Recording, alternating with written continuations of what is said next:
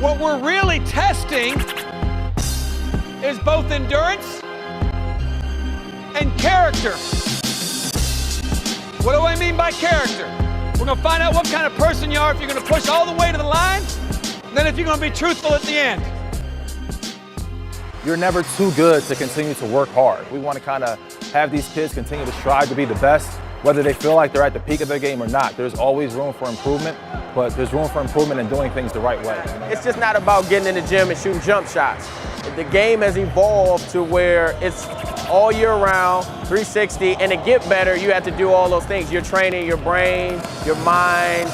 We need to get every young man to understand, hey, there's more to this than just dunking and shooting threes.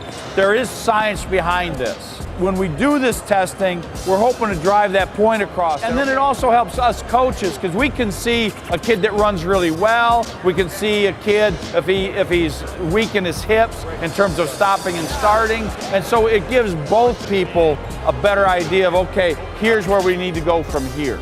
A lot of the drills that we've been working on have to deal with movement patterns. And so you can have all the drills in the world, all the stationary drills that you want, but unless kids are working on their movements, they're not going to be able to sell the moves come game time. We have the hurdle handles, that something I've been doing for years. Try to get kids to get low. They only have about an inch room there to make a mistake, so they have to really get the angles going. Outside, we're going to start with inside out cross. Away. Do it again. Hit. The bottle pickups, working on separation, when to make the moves, how to dip to get the bottle. Those are just some of the techniques that we work on to try to help guys with their movements that it correlates to game situations. A lot of kids say, you know what, hey, I'm great, I score this, I score that, but how well can you move in one of these drills? And then from that, you see where you are and where you're not.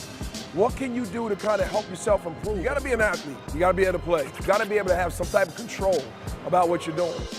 To understand where they are and where they could be. That was the purpose of the whole grind session. You're going to come and ball, you're going to come and drill, and you're going to come and test. Understanding in all of them what makes you a complete athlete. Like I said, a lot of kids are very talented nowadays, but need to understand the work ethic to be great. If they can get that out of the day, hopefully they'll become better players and know that these are the steps I took at a young age to get myself to the next level.